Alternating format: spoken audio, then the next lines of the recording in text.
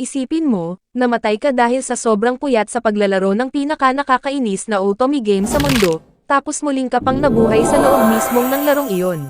Pero mas malala, hindi ka naging prinsipe, hindi ka naging bida, kundi isang walang kwentang NPC lang sa mundong ang mga babae ang boss at ang mga lalaki ay itinuturing na basura. Nagsimula ang kwento sa isang binata na atubiling naglalaro ng isang Otome game, isang dating simulator kung saan ang pangunahing layunin ay makipagromansa sa mga karakter. Kinasusuklaman niya ang bawat segundo nito. Pinilit siya ng kanyang nakababatang kapatid na babae na tapusin ang laro bago ito umalis para magbakasyon, dahil gusto nitong ma-unlock ang isang espesyal na voice recording na magiging available lang pagkatapos itong makompleto. Kung tatanggi siya, nagbanta itong ibubunyag ang isa sa kanyang mga nakakahiyang lihim sa kanilang ina. Para bang hindi pa sapat iyon, ang laro ay puno ng mga bagay na walang kinalaman sa romansa. Sa halip na magpatuloy lang sa panliligaw, kailangang makipaglaban ng mga manlalaro, sumali sa mga karera, mag-explore sa mga mapanganib na lugar, at kumpletuhin ang walang katapusang nakababagot na mga gawain na nagpapainis lang sa karanasan.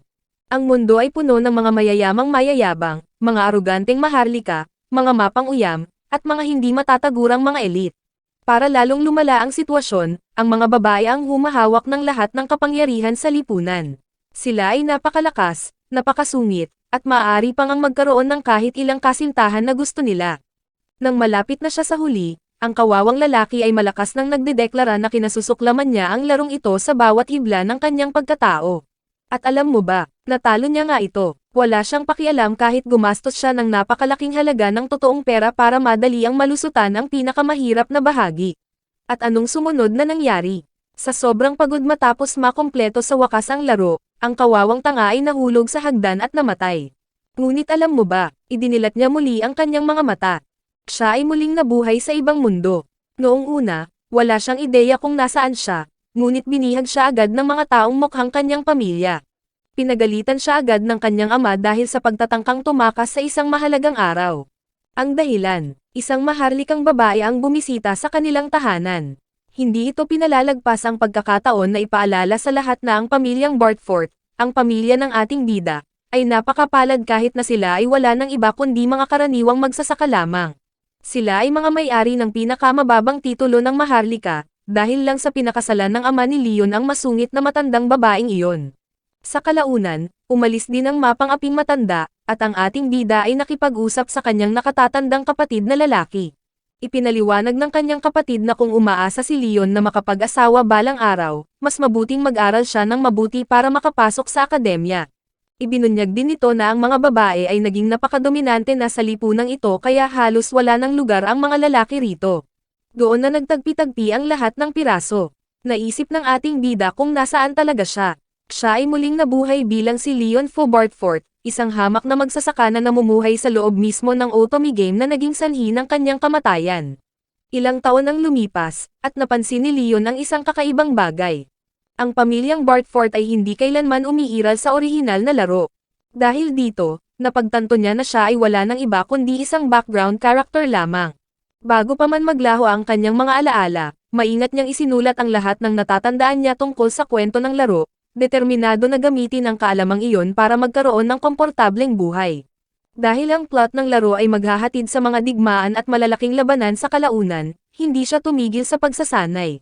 Gayunpaman, ang pamumuhay bilang isang walang kwentang side character ay nagtulak sa kanya na mangarap ng isang tahimik at payapang buhay kung saan walang nagbibigay pansin sa kanya. O kahit papaano, iyon ang plano. Bumalik ang nakabubuwisit na matandang babae dala ang kakilakilabot na balita. Ang kanyang kasal ay nakaplano na, at hindi lang sa kung sino-sino. Ang kanyang magiging asawa ay isang 50 taong gulang na babae na nakapag-asawa na ng 7 beses, at bawat isa sa kanyang mga asawa ay namatay sa labanan. Desperadong nakipagtalo si Leon na ang tamang landas ay ang pumasok sa akademya at humanap ng asawa roon tulad ng lahat. Ngunit agad na dinurog ng matandang babae ang pangarap na iyon, na nagpapaliwanag na ang pagpasok sa akademya ay nagkakahalaga ng napakalaking pera, at hinding-hindi niya sasayangin ang ganoong pera sa ikatlong anak ng kabit ng kanyang asawa. Hindi na kailangang sabihin pa, talagang hindi matagalan ng dalawa ang isa't isa. Sa katunayan, kung tatanggihan ni Leon ang kasal, plano nitong ipadala siya sa digmaan sa halip. Ngunit kung pera lang ang tanging hadlang, alam na ni Leon kung paano lulutasin ang problemang iyon. At ubiling binigyan siya ng nakatatakot na matandang bruha ng pagkakataon na kumita ng kinakailangang pondo bago ito nawala sa kanyang paningin. Samantala, humingi si Leon ng tulong sa kanyang ama para sa isang espesyal na kahilingan. Hindi nagtagal, umalis silang dalawa sakay ng isang lumilipad na barko patungo sa isang destinasyon na si Leon lang ang nakaalam. Sa kasamaang palad, dumating ang sakuna. Isang malaking buhawi ang nagwasak sa kanilang barko, na lumamon kay Leon ng buo. Nang magising siya sa wakas, napagtanto niya na kahit papaano ay nakarating siya sa eksaktong lugar na gusto niya, bagaman ang barko ng kanyang kawawang ama ay hindi nakaligtas sa paglalakbay. Nang walang isinayang oras, pumasok si Leon ng mas malalim sa mga guho, kung saan agad siyang hinarap ng isang bantay na robot. Sa kabila ng nakatatakot na hitsura ng makina, tinalo niya ito ng walang gaanong kahirapan. Sa malapit, natuklasan niya ang katawan ng isang matagal ng patay na sundalo at kinuha ang isang access card mula sa bangkay. Sa wakas, nalaman natin kung ano ang matagal na niyang hinahanap, isang sinaunang barkong pandigma. Noong nilaro niya pa ang laro, binili ni Leon ang napakalakas na barkong ito gamit ang premium currency upang mas madaling matapos ang laro. Habang nagpapatuloy siya sa loob, bigla siyang inatake ng isa pang robot nang makita siya, na tinukoy siya bilang isang nanghihimasok. Nagpanik si Leon, hindi gumagana ang kanyang sandata, at katakataka, na natiling napakagalang ng robot habang sinusubukan siyang patayin. Lumalabas na napakatagal na nitong hindi nakikipag-usap sa kahit kanino. Kawawang nilalang. Binihag din ng makina si Leon sa kalaunan at tinanong siya kung anong taon na ayon sa solar calendar. Hindi pa naririnig ni Leon ang kalendaryong iyon. Ang sagot ay nagsabi sa robot ng lahat ng kailangan nitong malaman, natalo ang kanilang sibilisasyon. Ang mga sinaunang tao ay nilipol ng bagong sangkatauhan, isang lahi na may kakayahang gumamit ng mahika. Ngayong nakumpirma na ang misyon nito, ipinagpatuloy nito ang pagtatangkang patayin si Leon. Sa kabutihang palad, ginamit ni Leon ang mahabang talumpati ng robot laban dito, na nagbaon ng kanyang espada diretso sa tanging kahinaan nito. Ang tagumpay ay may malaking kapalit. Iniwan ng robot si Leon na malubhang sugatan, halos nag-aagaw buhay. Nang marating niya sa wakas ang sinaunang barko, kinausap din siya nito. Tumanggi ang AI na payagan ng isang tao mula sa bagong sangkatauhan na gamitin ito.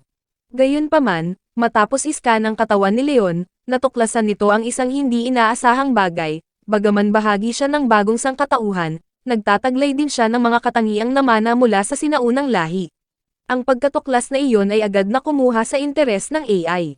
Binigyan nito si Leon ng buong akses sa barko at hiniling na pumili ng pangalan. Pinangalanan ito ni Leon na Loction. Pagkatapos nito, isinalaysay ni Leon ang lahat kay Loction. Ipinaliwanag niya na sila ay namumuhay sa loob ng isa sa mga pinakamasamang otome game na nalikha, isang napaka-unbalanced na laro kung saan ang tanging makatutuhanang paraan para manalo ay ang gumastos ng napakaraming pera. Habang nag-iisip si Leon sa lahat ng nangyari, nagsimula niyang maalala ang kanyang nakaraang buhay. Ang mga sugat na idinulot ng bantay na robot ay nagdala sa kanya sa bingit ng kamatayan, at tapat siyang naniniwala na wala na siyang gaanong oras. Ang tanging pag-asa niya ay kung mamamatay man siyang muli, baka mas mabuti na ang susunod na mundo. 3 buwan ang lumipas na walang nakakakita kay Leon. Sa isang pagpupulong ng pamilya, idineklara ng kakilakilabot na matandang babae na patay na siya. Gayunpaman, matigas na tumanggi ang kanyang ama na mawalan ng pag-asa. Pagkatapos, isang napakalakas na ugong ang umalangaw sa labas. Nagmamadaling lumabas ang lahat para mag-imbestiga. Ang nakatayo sa harap nila ay walang iba kundi si Leon mismo. Bumalik siya hindi lamang kasama ang isang kahangahangang sinaunang airship, kundi may kasama ring napakalaking kayamanan. Halos hindi mapaniwalaan ng matandang bruha ang kanyang mga mata. Samantala, si Leon ay ngumiti lang ng nakatutuwa. Matapos makalikom ng ganoong hindi kapani-paniwalang kayamanan, madali niyang kinansela ang kanyang nakaplano na kasal, at tulad ng binalak niya sa simula pa lang, nakuha niya na sa wakas ang kanyang lugar sa akademya, na nagmukhang kompletong tanga ang matandang bruhang iyon. Iyon ay naglagay kay Leon sa isang napakagandang mood. Mula noon, pinananatili niyang abala ang kanyang sarili. Bumili siya ng sarili niyang lumilipad na isla, naging malaya, at opisyal na ginawaran ng titulong knight.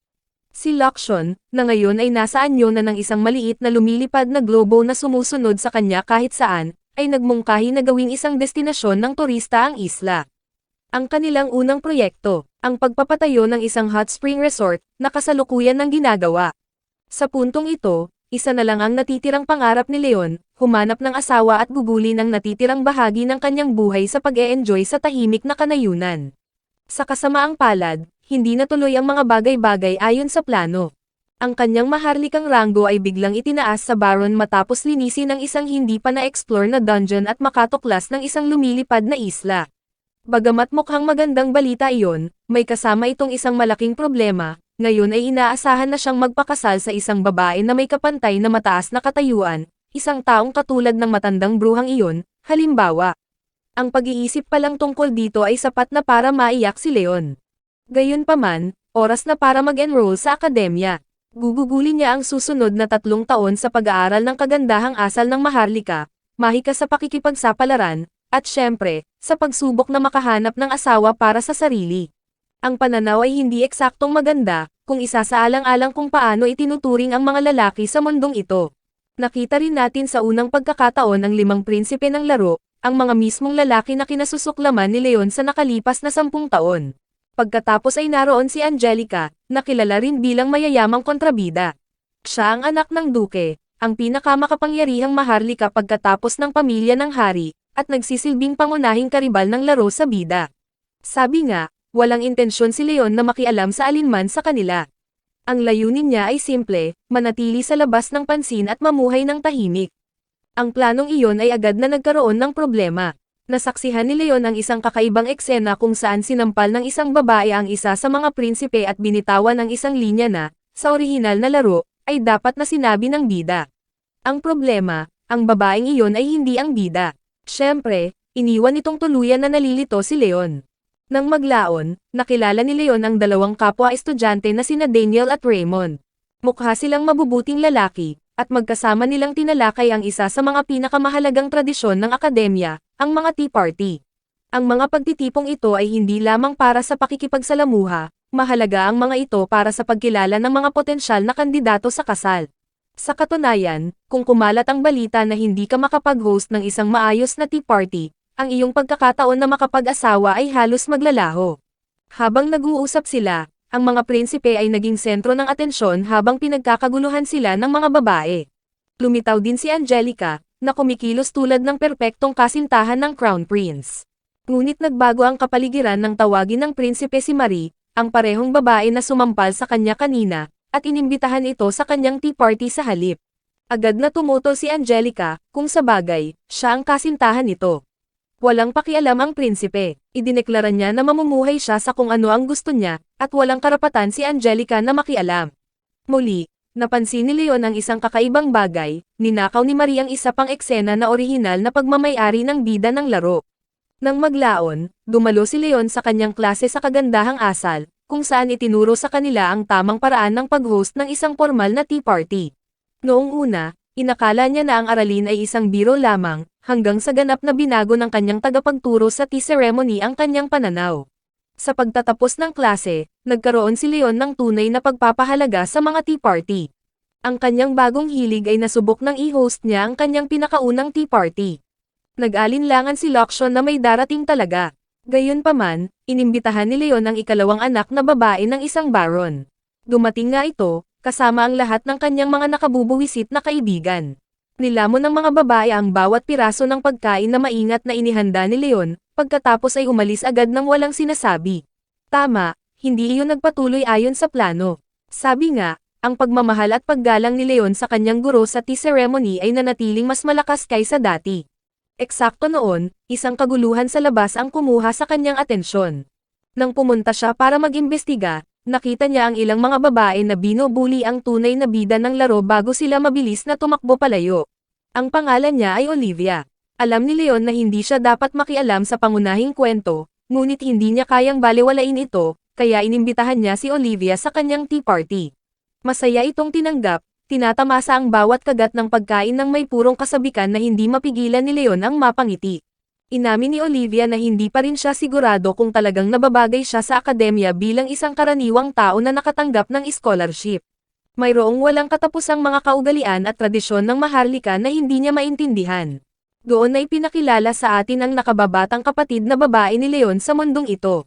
At ubili itong sumang-ayon na tulungan si Olivia, bagaman napaka-arogante nito sa kabila ng pamumuhay mula sa suporta ng kanyang kapatid. Gayunpaman, ipinaliwanag niya ang isang mahalagang tuntunin, bawat klase ay may estudyante na may pinakamataas na katayuan sa lipunan, at inaasahan na babatiin muna ng mga bagong dating ang taong iyon. Kung hindi sila makalapit ng direkta, dapat silang humingi ng pagpapakilala sa isang tao mula sa panloob na bilog ng taong iyon, kadalasan sa pamamagitan ng pagsuhol sa kanila ng isang mamahaling regalo. Dahil malinaw na hindi iyon kayang bayaran ni Olivia, pinahiram siya ni Leon ng pera. Ang lahat ay nagpatuloy ng nakakagulat na maayos. Tulad ng nangyari, ang pinakamataas na ranggong estudyante sa klase ni Olivia ay walang iba kundi si Angelica mismo. Taliwas sa kanyang reputasyon, medyo mabait ang pagtrato ni Angelica kay Olivia. Sinabi lang niya rito na hanggat naiintindihan nito ang kanyang lugar, wala itong magiging problema sa tahimik na pagdalo sa klase. Pagkatapos, tinanong ni Angelica kung sino ang nagturo sa kanya ng tamang kagandahang asal. Nang sumagot si Olivia na si Leon iyon, naging interesado si Angelica. Kung sa bagay, ang pagkamit ng titulong maharlika sa pamamagitan ng mga personal na tagumpay ay hindi madaling gawain. Hindi nagtagal pagkatapos noon, pumunta ang lahat sa exploration class. Ang kanilang takdang aralin ay bumaba ng ilang palapag sa isang dungeon.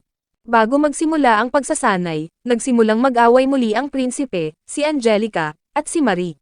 Ipinaliwanag ni Olivia na si Marie ay anak ng isang mahirap na viscount. Nitong mga nakaraang araw, mas binubuli pa ito kaysa kay Olivia mismo. Ang dahilan, patuloy nitong sinusubukan na manatiling malapit sa prinsipe, at malinaw na nag-e-enjoy ito sa kanyang kumpanya. Sa mundong ito, ang mga babae sa pangkalahatan ang may awtoridad sa mga lalaki. Ang tanging exception ay ang pamilya ng hari. Sa pagwawalang bahala sa drama, ipinagpatuloy ni Leon at Olivia ang kanilang takdang aralin. Gayunpaman, hindi mapigilan ni Leon ang mag-isip na mas kaunting oras ang gugugulin niya kasama si Olivia, mas mabuti. Walang personalan, ayaw niya lang magpatangay sa pangunahing storyline ng laro. Sa daan, nakasagupa nila ang mga higanteng langgam at ilang iba pang mga halimaw. Bago pa maging mapanganib ang mga bagay-bagay, biglang lumitaw ang mga prinsipe at hinarap ang mga ito ng madali. Ang isa sa kanila ay nagkaroon ng maliit na gasgas sa panahon ng labanan, at lihim na pinagaling ni Marie ang sugat gamit ang mahika bago hilingin dito na panatilihing lihim ang kanyang mga kakayahan. Sa halip na magduda, ngumiti lang ang prinsipe. Ang tunay na problema ay dumating ilang sandali ang lumipas. Aksidenteng naitulak ni Angelica si Marie habang sinusubukang harapin ito. Ang nag-iisang insidenteng iyon ang nagtulak sa prinsipe sa limitasyon. Nang hindi man lang pinakikinggan ang paliwanag ni Angelica, tinalikuran niya ang sarili niyang kasintahan at naglakad palayo kasama si Marie sa halip. Dahil dito, ang katayuan ni Angelica ay nagkaroon ng malubhang pinsala.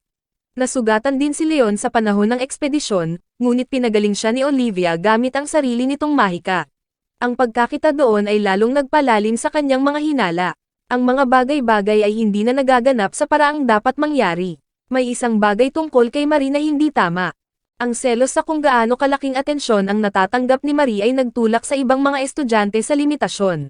Sinimulan nila itong ibuli, hanggang sa sunugin pa ang kanyang mga kagamitan. Dahil laging kinakaharap ni Angelica si Marie, natural na siya ang naging pangunahing sospek. Kinalaban siya ng Crown Prince ng direkta, na nag-aatas na itigil ang paglapit sa kanilang dalawa ni Marie.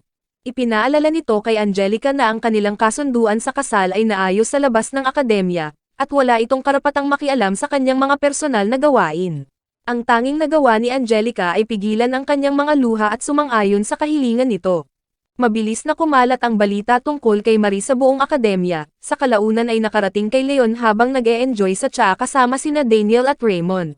Dahil sa kuryosidad, nakipagkita si Leon kay Olivia sa silid-aklatan ng maglaon at tinanong kung may nalalaman pa ba siya tungkol kay Marie. Mali ang naging hinala ni Olivia na nagka-crush si Leon dito, ngunit ang natatakot na hitsura sa mukha nito ang nagpatahimik agad sa ideyang iyon. Gayunpaman, ipinaliwanag ni Olivia na minsan niyang sinubukan na ipakilala ang sarili kay Marie, ngunit sinabihan lang siya nito na kinasusuklaman nito ang mga babaeng katulad niya. Muli, patuloy na lumago ang mga hinala ni Leon.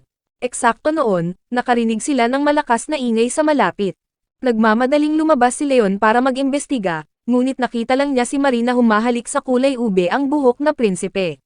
Tama, hindi ko pa rin natatandaan ang alinman sa mga pangalan ng mga prinsipe, ngunit hindi iyon mahalaga. Sa unang pagkakataon, nakita natin ang mga bagay-bagay mula sa pananaw ni Marie. Sa loob niya, tumatawa siya. Natutuwa siya sa kung paano naging napakagalit si Julius, ang asul ang buhok na Crown Prince, kaya huminto agad ang lahat sa pagbubuli sa kanya. Isang sandali ang lumipas, dumating sina Julius at ang berde ang buhok na prinsipe na si Jill. Nang makita itong naaawa na wala man lang itong personal na katulong, nagpa siya silang bigyan ito ng isa bilang regalo para hindi na ito makaramdam ng kalungkutan. Samantala, iniisip lang ni Marie kung paano niya tatamasahin ang mundong ito ng lubusan, at tulad ni Leon, isa rin siyang reincarnator na nakaaalam ng lahat tungkol sa laro. Nang malaman ni Angelica na talagang niregaluhan ni Julius si Marie ng isang katulong, ganap siyang nawasak. Kung sa bagay, literal siyang pinalaki para maglingkod kay Julius. Lumaki siya sa tabi nito, inilaan niya ang kanyang buong buhay sa pagsuporta dito, mahal niya ito ng buong puso. Ngunit sa kabila ng lahat ng iyon, umili ito ng isang kumpletong estranghero kaysa sa kanya. Hindi nagtagal, ang mga tsismis tungkol kina Julius at Marie ay kumalat sa buong akademya tulad ng sunog sa kagubatan. Narinig pa ito ng kapatid ni Leon. Agad niya itong binalaan na manatili sa labas ng sitwasyon, kahit anong mangyari. Isang araw, magiging hari si Julius. Kung nasa mabuting panig ka niya, garantisado ang iyong kinabukasan. Ngunit kung gagawin mo siyang kaaway, tapos na ang iyong kinabukasan. Naintindihan ni Leon ng perpekto. Sabi nga, sa sandaling umalis ang kanyang kapatid, tahimik niyang hiniling kay Loction na imbestigahan ang parehong sina Angelica at Marie. Ilang oras pagkatapos noon, nagdaos ang akademya ng isang engranding gala. Ang kaganapang ito ay sikat dahil maging ang mga mababang ranggong maharlika sa hangganan ay madalas na nakahahanap ng mga magiging asawa rito. Natural, nagpa siya sina Leon, Daniel, at Raymond na ibigay ang kanilang pinakamahusay na subok. Ang resulta, brutal silang tinanggihan sa gitna mismo ng kanilang pagkasira ng puso. Nagmamadaling lumapit si Olivia kay Leon dala ang agarang balita. Lumilitaw na nahuli ni Angelica si Marie na nakikipagkamay sa isang tao na hindi man lang si Julius, at isa pang malaking pagtatalo ang sumiklab sa panahon ng party. Desperadong sinusubukan ni Angelica na balaan ang lahat na si Marie ay hindi ang mabait na babae na pinaniniwalaan nilang lahat. Sa halip na makinig, agad na tumalon ang mga prinsipe sa pagtatanggol kay Marie muli. Bawat isa sa kanila ay nagsimulang maglista ng lahat ng magagandang katangian ni Marie at nagpapaliwanag kung bakit handa silang protektahan ito. Sa wakas, narating ni Angelica ang kanyang breaking point. Sa harap ng lahat, hayagan niyang idineklara na si Julius ay umiibig kay Marie. Sa pagkapagod sa lahat ng mga bulong at tsismis na kumukot siya sa kanya dahil sa pagkawala ng kanyang kasintahan, itinapon niya ang isa sa kanyang mga guwantes ng direkta kay Marie. Isang duel sa lipunan ng maharlika. Ang pagpulot sa guwantes ay nangangahulugang pagtanggap sa hamon. Dahil walang sino mang babae ang makikipaglaban ng personal, ang kanilang mga napiling kinatawan ang maglalaban sa kanilang lugar. Natural, agad na nagboluntaryo sina Julius at ang apat na iba pang prinsipe na lumaban para kay Marie. Nangangahulugan iyon na kung sino man ang kumatawan kay Angelica ay kailangang harapin silang limang lahat. Ang hamunin ng Crown Prince pa lang ay itinuturing na political suicide. Ang labanan ng lima sa pinakamalakas na mandirigma ng akademya, iyon ay karaniwang isang parusa sa kamatayan. Dahil dito, walang kahit isang tao ang handang tumayo sa tabi ni Angelica. Ang panonood sa lahat ng nagaganap ay nagpaalala kay Leon sa kung ano ang orihinal na nangyari sa laro, natalo si Angelica sa duel, itinakwil, at sa kalaunan ay napilitan sa isang miserable kasal sa isang malupit na may-ari ng lupa. Hindi sa partikular na gusto niya ito o kung ano paman, ngunit habang pinapanood niya ang mga tangang nakatayo roon, narecover niya ang isang bagay, talagang kinasusuklaman niya ang bawat isa sa kanila. Kaya, naglakad siya pasulong at nagboluntaryo na lumaban sa ngalan ni Angelica. Salamat sa investigasyon ni Loction at matapos makita ang pag-uugali ni Marie ng personal, nalaman na ni Leon ang katotohanan, si Marie ay isa pang reincarnator. Walang pasensya si Leon para sa mga dramatikong talumpati ni Julius o sa mapagkunwaring kalokohan ng iba. Sa halip, agad niyang itinatanong ang tanging tanong na mahalaga, paano gagana ang duel, at ano ang nakataya. Ang tanging kahilingan ni Angelica ay simple, gusto niyang lumayo si Marie kay Julius. Sumagot si Marie gamit ang isang linya na agad na nakilala ni Leon mula sa orihinal na laro, itigil mo na lang ang paggawa ng masasamang bagay. Pagkatapos nito, napagdesisyonan ang mga patakaran. Ang duel ay magaganap sa loob ng Coliseum ng Akademya gamit ang mga higanteng powered armor. Dahil ang mga prinsipe ay itinuturing na limang pinakamalakas na mandirigma sa Akademya, kumpiyansa ang lahat na walang laban si Leon. Tumawa sila sa harap niya. Walang pakialam si Leon. Patuloy niya silang pinupukaw ng paulit-ulit. Sa isang pagkakataon, sinabi pa niya sa kanila na kung gusto nilang manalo sa pamamagitan ng mga salita, dapat ay hinamon nila siya sa isang debate sa halip. Ang kanyang patuloy na trash talk ay lalong nagpatindi sa galit ng karamihan sa kanya. Maging sina Daniel at Raymond ay napilitan na hayagang itakwil si Leon, para lang maiwasang mairita ang mga taga-suporta ng mga prinsipe. Tumawa lang si Leon, namangha siya sa kung gaano kalayo ang handang gawin ng mga tao para lang makuha ang pag-aproba ni Julius. Nang magbukas ang pusta para sa duel, halos lahat ay naglagay ng kanilang pera sa mga prinsipe. Ilang tao lang ang tumaya kay Leon, kasama si Leon mismo, dahil ganap siyang kumbinsido na mananalo siya. Nang maglaon, pribadong hiniling ni Angelica kay Leon na umatras sa duel. Matapos marinig kung gaano kalala ang pagtrato sa kanya ng lahat, ibinunyag din niya na pinagalitan siya ng sarili niyang pamilya dahil sa walang pakundangang paghingi ng duel. Sa katunayan, nawalan na siya ng karamihan sa kanyang impluwensyang pampulitika dahil dito. Agad siyang itinuwid ni Leon. Hindi niya tinanggap ang duel para makuha ang pabor ng duke, pagod na siya sa desperadong paghahanap ng asawa, at ngayon ay gusto niya lang bugbugin ang 5 tanga na hindi niya mapigilan. Sa wakas, dumating ang araw ng duel. Nilagyan ni Leon ang sarili ng isang custom suit na dinisenyo ni Loction at naghanda para sa labanan. Lumitaw si Olivia para palakasin ang kanyang loob. Pabirong tinanong ni Leon kung tumaya ba ito ng pera sa kanya. Sa buong kalinisan, sumagot ito na ang pagsusugal ay masama, kaya hindi ito naglagay ng anumang pusta. Hindi nagtagal, kinuha ng lahat ang kanilang mga posisyon sa loob ng Coliseum. 5 malalaking, magagandang pinalamutian na armor ang nakatayo ng may kapurihan sa panig ng mga prinsipe. Samantala, ang buong madla ay binubuwisit si Leon. Kinutya niya lang ang karamihan. Kahit papaano ay naniniwala pa rin sina Daniel at Raymond na mananalo siya. Nagsimulang magtaka si Angelica kung nasaan ang armor ni Leon. Pagkatapos, may isang bagay na bumaba mula sa kalangitan. Inihahatid ni Loction ang personal na armor ni Leon, Arrogance. Napakapangit nito. Sa katunayan, napakapangit nito kaya sumabog sa tawa ang lahat, kasama si Leon mismo. Bago magsimula ang duel, hiniling ni Leon sa parehong nina Olivia at Angelica na magtiwala sa kanya at manood lang. Umakyat sa kanyang armor, inihanda ni Leon ang lahat kasama si Loction. May isang bagay pa rin na nagpapanatili sa kanyang pag-iisip, gayunpaman, ang pangalan. Dahil sa kuryosidad, tinanong niya kung bakit tinawag na Arrogance ang armor. Ang tugon ni Loction, ito ang perpektong pangalan para sa isang taong katulad mo. Nagsimula ang unang laban-laban sa ube ang buhok na prinsipe na si Brad. Ginugol ni Brad ang mga unang sandali sa pagsasalita ng walang humpay, ngunit ganap lang siyang binaliwala. Samantala, natuklasan ni Leon ang isang maliit na problema, pinalitan ni Loction ang kanyang espada ng isang pala. Tama, isang pala. At gamit ang palang iyon, pinatumba ni Leon si Brad sa isang solong patama. Tumahimik ang buong Coliseum. Well, halos lahat. Ang kanyang minamahal na tagapagturo sa tea ceremony ay agad na nagsimulang pumalakpak, na nagpapasaya sa kanyang paboritong estudyante ng higit sa sinuman sa arena. Gayunpaman, ang susunod na hamon ay si Greg. Tulad ni Brad, nagsimula siya sa isang buong talumpati, bla bla bla. Smack, isa pang indayog ng pala, pagkatapos ay isa pa, at isa pa. Nagpatuloy si Leon sa pagsampal kay Greg gamit ang pala hanggang sa ipadala ito na bumagsak sa lupa. Siyempre, ang ating bida ay maaaring may kaunting sadismo. Nagkaroon siya ng ganap na kasiyahan sa pagwasak sa armor ni Greg habang pinagtatawanan ito sa buong panahon. Matapos masira ang kanyang armor, umakyat si Greg pabalik, determinado na magpatuloy sa pakikipaglaban. Umiling lang si Leon, hindi tulad ng mga layaw na maharlika na tulad ni Greg at ng iba pa, hindi niya gustong ibuli ang mga taong mas mahina na sa kanya.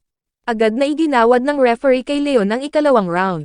Samantala, patuloy na nilalait siya ng madla dahil sa pagiging hindi karapat-dapat sa isang ginoo. Ang ikatlong kalaban ay si Chris, isang master swordsman. Sa kasamaang palad para sa kanya, isa lang siyang target para sa walang tigil na trash talk ni Leon. Binasag ni Leon ang espada ni Chris at pinilit itong umamin sa pagkatalo. Sa panahon ng isang maikling pahinga bago ang mga natitirang laban, biglang lumitaw ang kapatid ni Leon.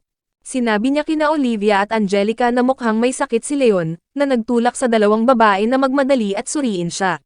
Hindi mapigilan ni Leon ang tumawa, ang ideya na ang kanyang kapatid ay talagang mag-aalala tungkol sa kanya ay tila ganap na imposible. At sapat na nga, sa sandaling umalis ang mga babae, ibinunyag ni Loction ang katotohanan, lihim na nagtanim ang kanyang kapatid ng isang bomba sa loob ng armor ni Leon, kasunod ng mga utos mula sa kanyang susunod na kalaban. Sa katunayan, hindi man lang nagulat si Leon. Marahil ay nahihiya lang ito na ang sarili nitong kapatid ay naglakas loob na hamunin ang Crown Prince. Nagsimula ang ika-4 na labanan. Agad na pinasabog ni Jilk ang mga nakatagong pampasabog. Walang nangyari, ang arrogance ay wala man lang gasgas. Sa unang pagkakataon, ganap na nawalan si Jilk ng kanyang kapanatagan. Hindi tulad ng iba, talagang hindi niya kayang matalo, nanumpa siya na protektahan ang prinsipe. Sa pagiging desperado, sinimulan ni Jilk na pagbantaan si Leon, na nagbabala na ang pagkontra sa magiging hari ay magdadala lang ng sakuna sa kanyang pamilya. Kalmadong itinala ni Leon ang lahat ng sinabi nito, pagkatapos ay ngumiti. Nangako siya na ipakita sa parehong nina Julius at Marie kung anong uri ng tao talaga si Jilk, isang duwag. Isang segundo pagkatapos noon, wak, isa pang indayog ng pala. Bumagsak si Jilk sa lupa. 4 na tagumpay, 4 na walang kahirap-hirap na tagumpay. Ngayon, isa na lang ang natitirang kalaban, si Julius. Samantala, tahimik na nagpapanik si Marie. Walang nagpapatuloy ayon sa orihinal na kwento ng laro, ang lahat ay bumabagsak. Patuloy lang ang madla sa pagpuri kay Julius, kumbinsido na ang prinsipe ay malapit ng baligtarin ang sitwasyon. Samantala, ang ating paboritong magsasaka ay hindi magiging mas tiwala matapos ganap na durugin ang 4 na iba pang prinsipe. Nagsimula ang huling laban. Hindi tulad ng iba, talagang nagawa ni Julius na tiisin ang mga atake ni Leon. Hindi iyon naging hadlang kay Leon para patuloy na kutsain ang 4 na natalo na naitumba niya na, umaasa na mairita si Julius. Ang kanilang palitan ay nagbunyag din kung bakit labis na kinasusuklaman ni Julius si Angelica. Ayon sa kanya, katulad lang siya ng bawat iba pang maharlikang babae sa palasyo ng hari. Hindi niya kailanman ginusto na maging bahagi ng pamilya ng hari sa simula pa lang. Ang dahilan kung bakit mahal niya si Marie ay dahil ito ang tanging tao na tumanggap sa kanya kung sino talaga siya. Binalingan pagkatapos ni Julius ang kanyang atensyon kay Leon, na inakusahan ito ng pag-e-enjoy sa pagpapasakit sa kanyang mga kalaban. Para sa kanya, si Leon ay wala ng iba kundi isang aroganteng walang kwenta na pinalad lang na makahanap ng isang napakalakas na armor. Talagang gustong-gusto ni Leon na marinig iyon. Ang pakiramdam ng pagdurog sa mga ipis na nakatayo sa harap niya ay nagpuno sa kanya ng purong kasiyahan. Tama ka, pag-amin ni Leon, arogante nga ako. Ngunit ako ang aroganteng lalaki na nagtalo sa inyong lahat. Pagkatapos, tinanong niya si Julius ng isang simpleng tanong, kaya, anong pakiramdam ng matalo sa isang taong mas mababa sa iyong ranggo? Hindi tumigil doon si Leon. Binuweltahan niya ng husto ang prinsipe. Patuloy na nagrereklamo si Julius tungkol sa pasanin ng pagiging bahagi ng pamilya ng hari, ngunit hindi niya kailanman naranasan kung ano talaga ang totoong mundo. Halos may benta na si Leon ng nakadidiring matandang bruhang iyon, halos mamatay siya sa pagsubok na makuha ang kanyang kalayaan, kailangan niyang magmakaawa sa mga babae para lang bigyan siya ng pansin, para lang tratuhin na parang basura. Alinman, ang isang layaw na prinsipe na tulad mo ay walang ideya kung anong pakiramdam ng mabugbog dahil lang sa pakikipag-usap sa isang babae. Ang mga salitang iyon ay tumama sa isang sensitibong bahagi. Ang mga lalaking estudyante na nanunood mula sa madla ay hindi mapigil ang maiyak. Alam nila ng eksakto kung ano ang pinag-uusapan ni Leon. Kahit matapos marinig ang lahat ng iyon, tumanggi si Julius na umatras. Idineklara niya na kung gusto siyang pigilan ni Leon, kailangan niya itong patayin, dahil ang nararamdaman niya para kay Marie ay totoo. Sa pagkarinig sa mga salitang iyon, naintindihan na sa wakas ni Angelica. Napagtanto niya na nagsasabi ng totoo si Julius. Ang tanging nagawa niya ay umiyak. Ngunit pagkatapos, humakbang pasulong si Olivia. Sumigaw siya para marinig ng lahat na dahil lang sa tunay na mahal ni Julius si Marie, hindi nangangahulugang ang pagmamahal ni Angelica ay mas mababa ang katapatan. Ginugol ni Angelica ang buong duel sa pagdurusa ng tahimik. Gaano man ito kasakit, hindi siya kailanman tumingin palayo kay Julius. Kaya, walang karapatan si Julius na sabihin na katulad lang siya ng iba. Ang kanyang mga nararamdaman ay totoo rin. At ang walang kwentang prinsipe na iyon ay nakikipagtalo pa rin. Ipinilit niya na hindi kailanman minahal ni Angelica ang totoong siya. Dahil doon, hindi niya kailanman gustong lumapit ito sa kanya muli. Iyon na ang nagtulak kay Leon sa limitasyon sa wakas. Pinahiya niya si Julius sa harap ng buong arena. Kung magtatago ka sa likod ng sarili mong buhay, sabi ni Leon, malamang hindi ko kayang patayin ng isang prinsipe. Kaya, kung ganyan talaga ang gusto mong laruin ito, utusan mo akong matalo. Kung sa bagay, ikaw pa rin ang prinsipe. At medyo nakatutuwa iyon mula sa isang tao na nag-aangkin na hindi niya kailanman ginusto ang titulong iyon. Walang pagpipilian si Julius kundi ang umatake. Kahit noon pa man, binigyan siya ni Leon ng isang huling pagkakataon. Binigyan niya ng babala si Julius na kung ipipilit nitong piliin si Marie, mawawalan ito ng karapatang magmana ng trono. Hindi nag-atubili si Julius kahit isang segundo. Pinili niya pa rin si Marie. Hanggat kasama niya ito, naniniwala siya na magiging masaya siya. Sa puntong iyon, napuno na si Leon. Nagpakawala siya ng isang huling atake.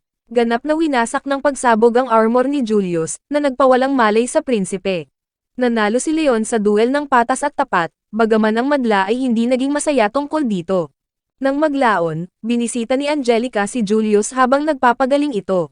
Matapos ang isang taos-pusong pag-uusap, tinanggap niya na sa wakas ang desisyon nito. Tahimik niyang hiniling ang kaligayahan nito kasama si Marie at nagpaalam. Samantala, may mas malaking problema si Leon, hayagan niyang pinahiya ang pamilya ng hari. Sa pagkatanto kung gaano kalaki ang problemang kinakaharap niya, nagmadali siya agad para humingi ng tulong sa pamilyang Redgrave. Ang tanging bagay na gusto niya ay ang mabuhay at siguraduhin na ang kanyang pamilya ay hindi magdurusa dahil sa kanyang ginawa. Ang taong nakikinig sa kanya ay walang iba kundi ang ama ni Angelica, ang Duke ng Redgrave. Sinabi ng Duke kay Leon na gagawin niya ang pinakamababang kinakailangan para protektahan siya. Kung sa bagay, lumaban si Leon sa ngalan ng kanyang anak. Nag-alok pa nga si Leon na isuko ang parehong kanyang titulong maharlika at ang kanyang buong kayamanan. Natural, tinanong siya ng Duke kung bakit niya itinaya ang lahat sa simula pa lang. Malinaw na hindi maamin ni Leon na gusto niya lang bugbugin ang mga prinsipe dahil kinasusuklaman niya ang mga ito, kaya sa halip ay isinatinig niya na ginawa niya ito para sa ikabubuti ng kaharian. Hindi ko kayang tumayo lang habang patuloy na niloloko ng babaeng iyon ang kanyang kamahalan. Sumabog sa tawa ang Duke. Sinabi nito na ang sagot ni Leon ay kahanga-hanga. Ibinunyag din nito na opisyal niyang binuwag ang kasunduan sa kasal ni Angelica kay Julius. Sa kanyang mga mata, ang prinsipe ay hindi nakarapat-dapat sa kanyang anak. Gustong-gusto ko ang matandang ito. May isang huling pabor na hihilingin ang Duke, dahil tiyak na pagod na si Angelica matapos ang lahat ng kanyang pinagdaanan, maaari ba siyang payagan ni Leon na manatili sa kanyang ari-arian sa kanayunan sa loob ng ilang sandali? Hindi nagtagal pagkatapos noon, nagpalipas ng ilang oras sina Angelica at Olivia sa pag-uusap tungkol sa lahat ng nangyari. Nakadarama ng kasalanan si Angelica sa sitwasyon ni Leon. Naniniwala siya na napatalsik ito sa akademya dahil sa kanya. Ang mas malala pa, hindi man lang niya ito pinasalamatan ng maayos matapos itong manalo, tumakbo siya agad kay Julius sa halip. Habang inaaliw siya ni Olivia, tahimik na nakikinig si Leon mula sa malapit kasama si Loction. Iminungkahi ng AI na dapat siyang pumunta at magsalita ng anuman. Walang ganap na intensyon si Leon na gawin iyon. Ang tugon ni Loction, tunay na ikaw ang kahulugan ng isang masamang tao. Ilang sandali pagkatapos noon, naghanda ang pamilya ni Leon na tanggapin si Angelica sa kanilang tahanan. Sa kasamaang palad, ang mukhang murang matandang bruhang iyon ang unang lumitaw, na nagrereklamo tungkol sa lahat ng ginawa ni Leon. Perpektong timing, dumating si Angelica ilang sandali ang lumipas. Walang ideya ang matandang bruha kung sino siya, hanggang sa malaman nito na siya ang anak ng pamilyang Redgrave. Agad na namutla ang mukha ng babae. Nagmamadali itong tumakbo palayo bago pa man siya magkaroon ng problema. Hindi mapigilan ni Leon ang pumalakpak habang tumatakas ito. Nang maglaon, naglakad-lakad ang mga babae sa paligid ng ari-arian ni Leon at natuklasan ang mga hot spring na kanyang itinayo. Natural, ang pag-uusap ay napunta sa kanya sa kalaunan. Inakala ni Angelica na nagde-date sina Leon at Olivia. Agad na itinatanggi ito ni Olivia, na nagsasabing si Leon ay masyadong mataas para sa kanya. Nagpatuloy sa pakikipagkwentuhan ang dalawang babae, at hiniling ni Olivia kay Leon na simulan na siyang tawaging Livia. Sa pag-ayaw na Maywan, hiniling din ni Angelica na tawagin ng lahat na Anjay. Oo, tatawagin ko pa rin silang Olivia at Angelica. Inamin pagkatapos ni Angelica na iniisip niya pa rin na isa siyang masamang tao. Hindi niya mapigilan ang mag-isip ng mga paraan para makapaghiganti kay Marie. Naniniwala siya na kung alam ng mga tao ang mga kaisipang iyon, walang sino man ang magpapakasal o maging kaibigan niya. Si Leon, sa pagiging kaibig-ibig na sadista na tulad niya, ay agad na nagsabi sa kanya na ganap niyang sinusuportahan ang kanyang paghihiganti. Sa katunayan, sinabi pa niya sa kanya ang pinakamahusay na posibleng paraan para makapaghiganti, hanapin ang sarili mong kaligayahan. Ang pagsusubok na gawing miserable ang ibang tao ay pagsasayang lang ng oras. Ang oras na iyon ay mas mabuting gugulin sa pagpapaligaya sa iyong sarili. Ang kanyang nakagugulat na taos-pusong payo ay nagpakilos sa dalawang babae. Buong pusong sumang-ayon si Olivia. Samantala, hindi eksaktong maayos ang mga bagay-bagay para kay Marie. Ang bawat isang prinsipe ay opisyal na tinanggal mula sa linya ng sunod-sunod na magiging hari. Iniwan si Marie na ganap na walang masabi. Ang mga dating prinsipe naman ay tila hindi masyadong nairita. Ngayong nawala na silang lahat ng kanilang maharlikang katayuan, masaya nilang idineklara na sa wakas ay magkakapantay na sila at maaaring manatiling magkakasama magpakailanman. Sa kasamaang palad para kay Marie, ang bawat pangarap na mayroon siya na mamuhay ng isang marangyang buhay ay tuluyan ng naglaho. Balik sa panig ni Leon, lumitaw na walang dapat ipag-alala ang kanyang pamilya pagkatapos ng lahat. Isang ganap na hindi inaasahang bagay ang nangyari, binigyan si Leon ng opisyal na ranggo sa korte. Isang may bigote na maharlika ang nagpaabot ng pagbati sa kanyang promosyon. Ginawaran na ngayon si Leon ng ika-6 na ranggo sa loob ng maharlikang korte. Hindi na kailangang sabihin pa, ganap siyang miserable tungkol dito. Gayunpaman, wala siyang pagpipilian kundi tanggapin ito. Para gawing mas baliw ang sitwasyon, ang titulo ay personal na ibinigay sa kanya ng hari at reyna mismo. Bilang karagdagang bonus, ang kanyang promosyon ay naging hadlang din para hindi siya mapatalsik mula sa akademya.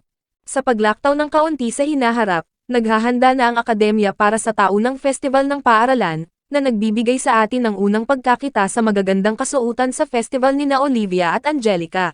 Ang campus ay puno ng ingay.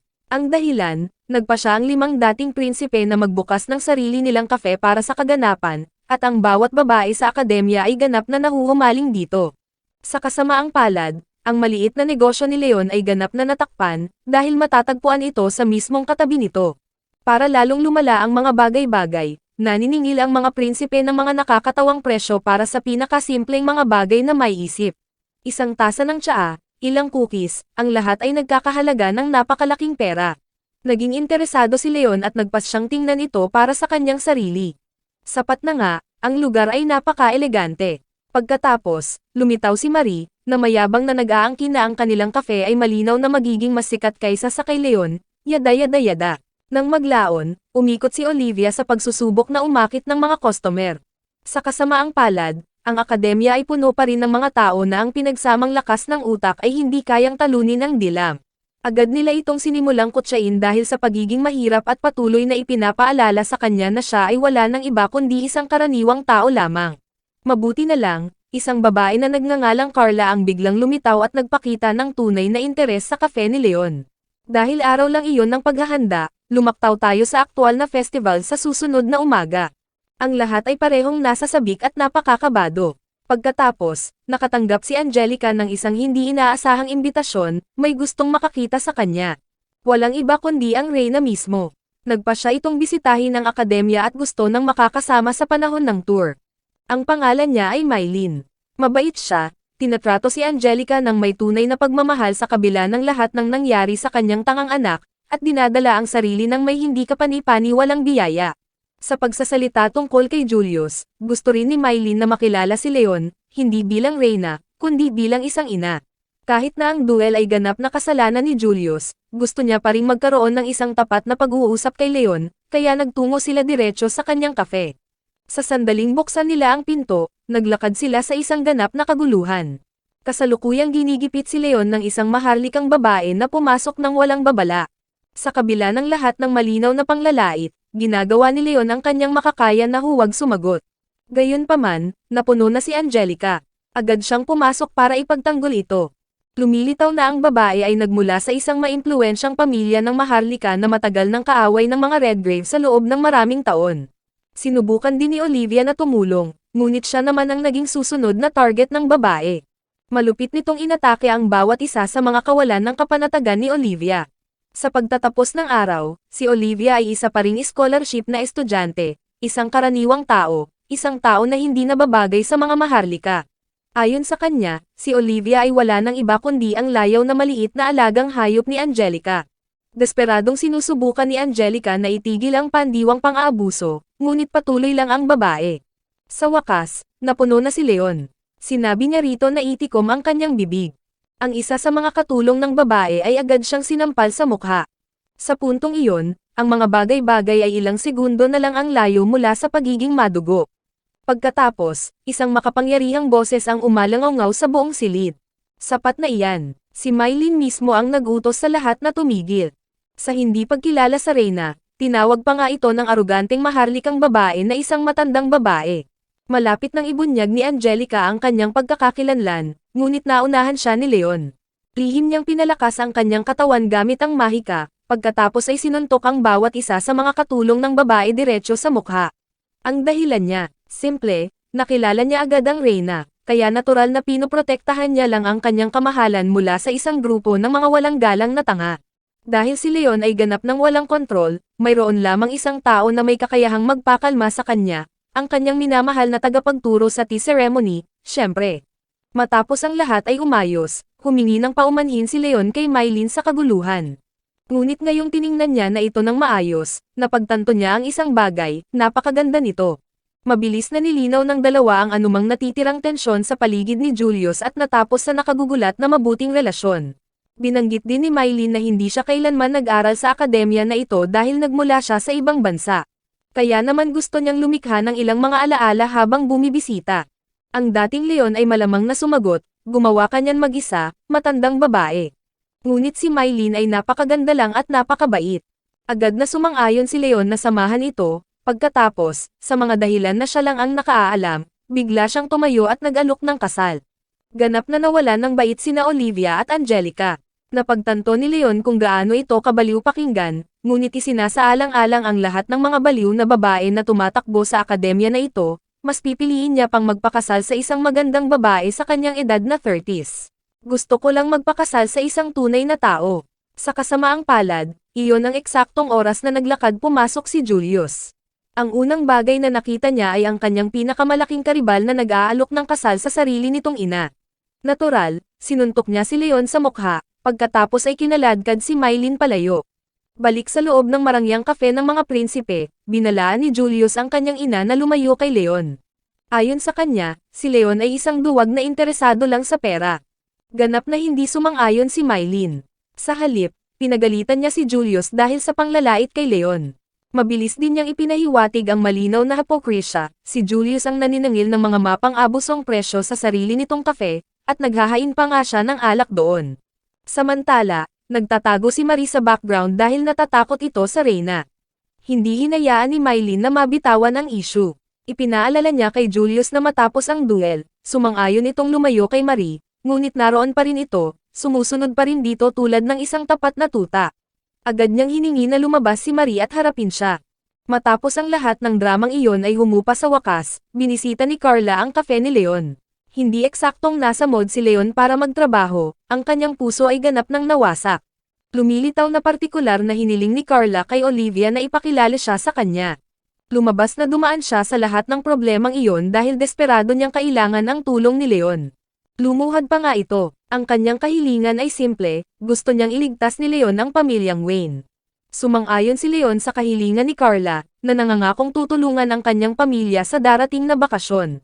Ang tanging dahilan niya sa pagtanggap ay hindi si Carla mismo, kundi si Olivia. Dahil personal siyang ipinakilala ni Carla sa kanya, ang pagtanggi sa kahilingan ay makasisira lang sa reputasyon ni Olivia, kaya nagpa siya si Leon na tumulong. Para naman sa kanyang kafe, sabihin na lang natin na hindi eksaktong lumalago ang negosyo. Mabuti na lang, nakaisip si Leon ng isa pang paraan para kumita ng pera, isang racing tournament ang malapit ng magsimula, at plano niyang yumaman sa pamamagitan ng pagpusta sa mga resulta. Sapat na nga, nagbunga ang kanyang mga pusta. Ang isa sa mga katunggali ay walang iba kundi si Jill, ang berde ang buhok na prinsipe. Sa kabila ng pag-target ng lahat sa kanya at patuloy na paglalaro ng madumi, kahit papaano ay nagawa ni Jill na manalo sa karera, na nagpayaman palalo kay Leon sa proseso. Sa kasamaang palad, ang tagumpay ni Jill ay may kapalit, natapos siya na may bali sa binti. Samantala, umiiyak si Marie, hindi dahil sugatan ito, kundi dahil nawala ang premyong pera sa kanila. Classy. Habang ang lahat ay nagtitipon sa paligid ni Jill, isang batang maharlikang babae ang dumating para lang kutsain siya. Ang pangalan niya ay Clarice. Tulad ng nangyari, siya ang responsable sa kanyang nabaling binti. Matapos pirasuhin ni Jill ang kanilang kasunduan sa kasal, nanumpa si Clarice ng paghihiganti at ginagawa nitong miserable ang kanyang buhay mula noon. Natatandaan siya ni Leon mula sa orihinal na laro bilang perpektong honor student. Ang katotohanan naman ay ibang-iba. Hayagang idineklara ni Clarice na patuloy niyang pahihirapan si Jilk hanggat kaya niya. Kalmadong sumagot si Jilk na maaari nitong gawin ang kahit anong gusto nito, basta't iwanan nito si Marie ng mag-isa. Samantala, patuloy na sinusubukan ni Marie na kumilos tulad ng inosente, mabait na bida. Ang problema, madali siyang matakot. Ang panonood sa kanya ay nagpaalala kay Leon sa kanyang nakababatang kapatid mula sa kanyang nakaraang buhay. Matigas na tumanggi si Jilk na umatras sa mga natitirang karera sa kabila ng kanyang nabaling binti. Doon na nagpa siya si Marie na gumawa ng gulo. Mayabang niyang iminungkahi na dapat kunin ni Leon ang lugar ni Jilk, kung hindi ay walang sino mang kakatawan sa mga unang taong estudyante. At kahit papaano, magiging responsibilidad iyon ni Angelica. Sa pamamagitan ng isa sa mga hindi kapani-paniwalang pagkakataon na ang anime lang ang kayang gumawa, nagkataon na bahagi si Angelica ng komite na nag-oorganisa ng tournament. Kung nabigo siyang maghanda ng kapalit, katanungan ng lahat ang mga kakayahan ng anak ng duke. Iniwan nito si Leon na walang pagpipilian. Dahil may utang pa siyang malaking pabor sa duke, sumang-ayon siyang makipagkarera. Tumalon tayo diretso sa susunod na kaganapan. Ang paboritong katunggali ng madla ay naglakad para batiin si Leon. Ang pangalan niya ay Dan. Napakasikat niya, at maging siya ay hindi makapaniwala na ang kilalang lalaki sa pala na nagpahiya sa mga prinsipe ay pumapalit kay Jill. Walang anuman si Dan laban kay Leon, wala lang siyang intensyon na matalo. Ang dahilan, labis niyang hinahangaan si Clarice. Ang kanyang pamilya ang nagmamay-ari ng isa sa pinakamalaking racing circuit sa kaharian. Palagi niyang sinusuportahan si Jill ng buong puso, ngunit nang magpasya itong tapusin ang kanilang kasunduan sa kasal, wala man lang itong lakas ng loob na sabihin sa kanya ng harapan. Dinamp niya ito sa pamamagitan ng isang sulat. Matapos marinig ang kwentong iyon, hindi mapigilan ni Leon ang makisimpatya kay Dan. Mabilis silang naging magkaibigan. Sabi nga, walang sino man sa kanila ang nagbabalak na magpigil sa panahon ng karera. Bago ito magsimula, natapos na ni Loction ang pag-upgrade sa motor ni Leon. Bahagyang mapigilan ni Leon ang kanyang kasabikan, inaasahan niyang makita ang mga mukha ng lahat ng nag-iisip na malapit na siyang matalo. Nagsimula ang karera, ngunit habang abala si Leon sa pakikipagkompetensya, may mas mahalagang bagay na nangyayari sa ibang lugar. Ang parehong nakabubuwisit na maharlikang babae ay lumitaw muli. Naglakad ito patungo kina Olivia at Angelica at agad na sinimulang laitin si Olivia dahil sa pagiging karapat-dapat na karaniwang tao. Pagkatapos, ibinaling niya ang kanyang atensyon kay Angelica. Sinimulan niyang dalhin ang nakaraan ni Angelica, na nag-aangkin na dati nitong hinahamak ang mga karaniwang tao. Ayon sa kanya, itinuturing ni Angelica ang mga ordinaryong tao na parang wala ng iba kundi mga magagamit na numero lamang. Patuloy na iniikot ng babae ang kutsilyo, nagtatanim ng mga pagdududa sa loob ng isipan ni Olivia. Iminungkahi pa niya na lihim na nag-e-enjoy si Angelica sa panonood sa paghihirap ni Olivia. Ang mga malulupit na salitang iyon ay nagpabagsak kay Olivia, tumakbo siya palayo na lumuluha. Nag-atubili si Angelica, may karapatan ba siya para habulin ito? Kung sa bagay, ang lahat ng sinabi ng babaeng iyon tungkol sa kanyang nakaraan ay totoo, talagang ganoon ang iniisip niya noon. Sa kalaunan, narating ni Angelica ang kanyang limitasyon. Sinampal niya ang babae sa mukha na sabihing itikom ang bibig ng sabay-sabay. Agad na nagsimulang mag-away ang dalawa. Samantala, balik sa karera, narito ang maikling bersyon, nagsama-sama ang lahat laban kay Leon. Sinubukan nila itong itulak palabas ng track, nandaya sila, sinabotahe siya, ginawa nila ang lahat ng posible para matalo siya. Walang gumana, nanalo pa rin si Leon sa karera. Sa kasamaang palad, sa sandaling tumawid siya sa finish line, sumabog ang kanyang motor sa kalagitnaan ng hangin. Bumagsak si Leon patungo sa lupa, kumbinsido na mamamatay na siya, ngunit pumasok si Dan para saluhin at iligtas siya. Mukhang opisyal na silang magkabarkada ngayon. Nang maglaon, binisita ni Leon si Jill para buong pagmamalaking ipakita ang kanyang tagapagtanggol. Ipinaalala rin niya kay Jill na may utang na itong pabor sa kanya ngayon.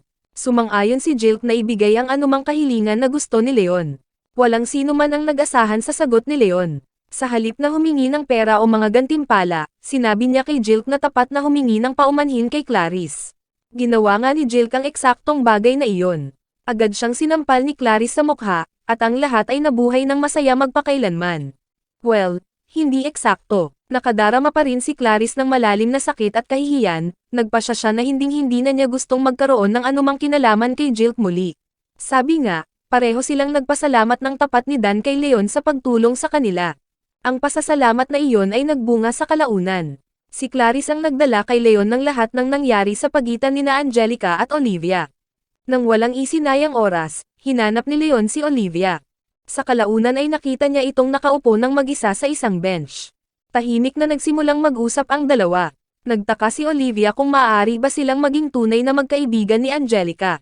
Kung sa bagay, ang kanilang katayuan sa lipunan ay ganap na magkaiba. Tinanong niya si Leon kung ano ang iniisip nito. Binigyan siya ni Leon ng isang tapat na sagot, hindi ito magiging madali. Nagmula sila sa ganap na magkaibang mundo, halos wala silang pagkakatulad. Sa katunayan, sa pagbabalik tanaw, nakakagulat na nagkasundo sila ng maayos tulad ng ginawa nila. Ipinahiwatig pa ni Leon na malamang ay nagsimula lang si Angelica na magpalipas ng oras kasama sila dahil nawalan ito ng marami sa kanyang mga tagasunod matapos ang lahat ng nangyari. Ang komentong iyon ay agad na nagpairita kay Olivia. Ipinilit niya na si Angelica ay hindi ganoong uri ng tao. Tumiti si Leon, kung ganyan ang tunay mong pinaniniwalaan, mayroon ka ng sagot sa buong panahon. Ang mga simpleng salitang iyon ay nagbigay kay Olivia ng lakas ng loob na kinakailangan niya. Nagpa siya siyang subukan muli. Habang si Olivia ay nawawala sa pag-iisip sa kanyang silid, may kumatok sa kanyang pinto. Si Carla iyon. May isa pa siyang pabor na hihilingin, gusto niyang sumali si Olivia sa ekspedisyon ni Leon. Eksaktong noong malapit nang tumanggi si Olivia, lumitaw ang baliw na bruhang iyon sa mismong likod ni Carla. Tama, ang mga bagay-bagay ay naging mas malala pa. Pinagbantaan ng babae si Olivia para lumahok, na nagbabala na ang pagtanggi ay magdadala lang ng problema sa lahat ng nakapaligid sa kanya. Para bang hindi pa sapat iyon, muli niyang pinarusahan si Olivia sa emosyonal na paraan at nagkaroon pa nga ng kaunting pisikal na gulo sa pagkakataong ito. Tulad ng sinabi ko, ganap siyang baliw. Samantala, gumagawa si Leon ng mga paghahanda para tulungan ang pamilya ni Carla. Matapos malaman ang higit patungkol sa misyon, napagtanto niya na wala ng atrasan. Ayon sa orihinal na kwento ng laro, si Olivia ang magiging saint matapos makakuha ng 3 sagradong relic, ang sagradong bracelet, ang sagradong staff, at sa wakas, ang sagradong necklace. Tulad ng itinakda ng tadhana, ang mga pirata na dapat talunin ni Leon ang kasalukuyang nagmamay-ari ng huling relic. Alam din ni Leon ang isang bagay salamat sa parehong laro at sa lahat ng nangyari kamakailan, nalaman niya kung sino talaga ang humihila ng mga kwerdas sa likod ng buong misyong ito, ang nakadidiring maharlikang babaeng iyon. Habang lalong nakikialam si Leon sa mga kaganapan mula sa pangunahing storyline ng laro, lalong nagiging kakaiba ang lahat. Gusto niyang ayusin ang lahat kung sa bagay, ang magandang pagtatapos ay dapat na kinabibilangan ni Olivia na nagtatapos sa isa sa mga prinsipe. Gayunpaman, ipinahiwatig ni Loctyon ang isang bagay na malamang ay iniisip na ng lahat ng nanunood, sa ganitong takbo, si Leon ay mas malamang na maging katambal ni Olivia mismo. Agad na tinanggihan ni Leon ang ideya. Sa kanyang isipan, wala siyang iba kundi isang mob character, isang background extra, isang tao na hindi dapat makialam sa pangunahing kwento. Walang paraan na ang isang taong katulad niya ay magiging romantikong kasosyo ng bida. Kabalintunaan, nang hindi man lang napapansin, naging napaka-protektado ni Leon kay Olivia. Patuloy niyang nilulutas ang kanyang mga problema ng mag-isa, hindi kailanman binibigyan ito ng pagkakataon na lumakas sa kanyang sarili. Sa kalaunan, dumating ang araw ng ekspedisyon, at sinalubong si Leon ng ilang hindi kasiyasiyang sorpresa. Una, napilitan siyang payagan ang 2 sa mga plastik na prinsipe na sumakay sa kanyang airship. Mahusay. Pangalawa, mukhang napaka-miserable ni Olivia. Samantala, binisita ni Angelica ang silid ni Olivia, ngunit nakita lang ang bunga ng lahat ng ginawa ng kakilakilabot na babaeng iyon sa kanya. Para bang may hudyat, lumitaw ang bruha mismo, na kinukot siya si Angelica at casual na nagmumungkahi na ang kanyang mahalagang alagang hayop ay maaring hindi mabuhay sa misyon sa mga pirata. Ganap nang nawalan ng pasensya si Angelica. Hayagan niyang pinagbantaan ang babae at sinabi nitong itigil ang kalokohan, pagkatapos ay nagmadali siya palayo, umaasa na mabalaan si Leon bago huli ang lahat. Samantala, mapayapang sinusubukan ni Leon na makasundo ang pulang buhok na prinsipe at ang ube ang buhok na prinsipe. Ang kanilang pag-uusap ay hindi partikular na mahalaga, hanggang sa binanggit nila ang isang tao na agad na nakilala ni Leon, ang Black Knight, isang boss na pumatay sa kanya ng walang katapusang beses noong nilaro niya pa ang laro. Walang oras para isipin ito. Lumitaw na sa wakas ang mga pirata. Agad na tumalon si Leon sa arrogance at nagtungo diretso sa labanan. Masyadong minaliit siya ng mga pirata, isang pagkakamali na mabilis nilang pinagsisihan. Dinurog sila ni Leon ng sunod-sunod ng walang kahirap-hirap. Ang buong labanan ay natapos sa record na oras. Walang pagpipilian ang mga pirata, itinaas nila ang puting bandila, sumuko sila. Tumulong ang pulang buhok at ube ang buhok ng mga prinsipe sa kung paano nila kaya, at matapos masaksihan ang pakikipaglaban ni Leon ng personal, sa wakas ay nagsimula nilang maunawaan kung gaano talaga siya katakot-takot. Ang lahat ay tila nagpapatuloy ng perpekto, hanggang sa makarating sila sa ari-arian ng pamilyang Wayne. Sa sandaling lumapag sila, napalibutan sila. Ang mga sandata ay nakaturo ng direkta sa kanila.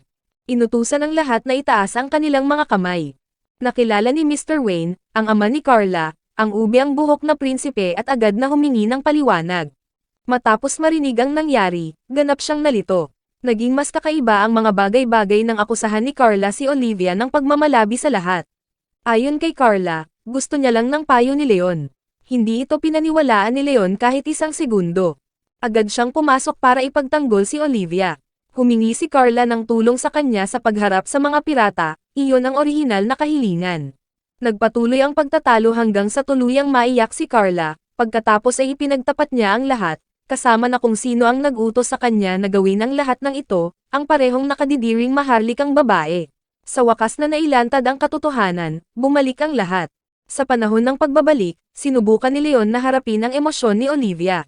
Ganap siyang nawasak. Nagsimulang maniwala si Olivia na tinulungan lang siya ni Leon dahil mayroon itong ilang nakatagong agenda. Naging labis siyang pagod sa emosyonal na paraan kaya kinumbinsi pa niya ang kanyang sarili na ang tanging dahilan kung bakit may nagmamalasakit sa kanya ay dahil sa kanyang katawan. Mabilis na sinabi ni Leon sa kanya na hindi iyon totoo. Kabalintunaan, lalo lang nitong pinalala ang pakiramdam niya. Kung hindi man lang iyon, saan pa ako magaling? Inihambing niya ang sarili kay Angelica. Si Angelica ay maganda, elegante, ang perpektong maharlikang babae. Samantala, ayaw ni Olivia na tratuhin tulad ng alagang hayop ng isang tao o isang pag-aari. Tunay na gusto niyang maging kaibigan ni Angelica, hindi ang tapat nitong maliit na aso. Sa pakikinig sa kanya, napagtanto na sa wakas ni Leon ang isang bagay, kasalanan niya ito. Mula sa simula pa lang, nakialam lang siya kay Olivia dahil siya ang bida ng laro, dahil itinadhana siyang maging saint. Nang hindi napapansin, hindi niya kailanman tunay na nakita ito bilang simpleng Olivia lang. Ang bawat bagay na nangyari ay nagpatibay lang sa desisyon ni Leon na lumayo kay Olivia. Ngayon, mayroon pa siyang mas maraming dahilan para lumayo. Kinumbinsi niya ang kanyang sarili na tinitingnan niya lang ang sitwasyon ng layunin. Gayunpaman, ganap na hindi sumang-ayon si Loction. Matapang niyang sinabi kay Leon na sa kabila ng lahat ng sinasabi nito, tinitratuhan niya si Olivia tulad ng isang alagang hayop sa buong panahon, at ang lahat ng nangyayari ngayon ay sariling kasalanan ni Leon. Ang mga salitang iyon ay tumama ng medyo masyadong malapit sa katotohanan. Labis na nairita si Leon kaya sinuntok niya si Loction, hindi dahil gusto niya talaga itong saktan, kailangan niya lang magpalabas ng sama ng loob. Habang sinusubukan niyang ayusin ang kanyang mga kaisipan, lumitaw ang ube ang buhok na prinsipe. Hindi man lang nito nag-abala na itago ang hitsura ng pagkasuklam sa mukha nito. Nagpalipas ng ilang oras ang dalawa sa pagsasanay gamit ang kanilang mga espada. Sa panahon ng sparring session, natutunan ni Leon ng isang mahalagang bagay, hindi lamang tungkol kay Brad, kundi tungkol din sa iba pang mga prinsipe, hindi sila tumitigil sa pagsubok na pahusayin ang kanilang mga sarili, dahil kay Marie. Si Leon naman ay patuloy na tumitingin sa likod sa halip na sumulong. Hindi nagtagal at muling umatake ang mga pirata. Isa pang airship ang lumitaw sa abot-tanaw. Sa pagkakataong ito, narito sila para maghiganti sa mga kasamahan na tinalo ni Leon kanina. Binuksan nila ang labanan sa pamamagitan ng pagpapakawala ng sunod-sunod na mga bomba. Agad na naghanda ang lahat para sa labanan. Nagboluntaryo ang ube ang buhok na prinsipe at ang pulang buhok na prinsipe na tumulong. Yumoko pa nga sila at hiniling kay Leon na payagan silang lumaban kasama niya. Bilang tugon, pinahiram sila ni Leon ng mga extrang suit ng powered armor. Samantala, si Olivia, na nag-iisip pa rin sa lahat ng nangyari, ay napansin ang labanan na nagaganap sa labas. Nang walang pag-iisip, tumakbo siya palabas para tumulong. Kahit papaano ay wala siyang ganap na plano, alam niya lang na gusto niyang gumawa ng isang bagay. Ilang sumusuportang robot sa ilalim ng utos ni Loction ang sumubok na pigilan siya sa paglalagay sa kanyang sarili sa panganib, ngunit pagkatapos ay isang kakaibang bagay ang nangyari, gamit ang wala ng iba kundi ang kanyang boses, pinatigil ni Olivia ang bawat solong robot sa lugar.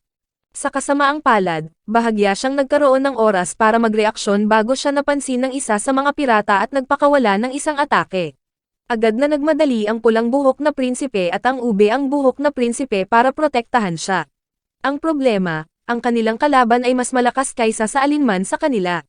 Gayunpaman, walang sinumang prinsipe ang may intensyon na iwanan si Olivia.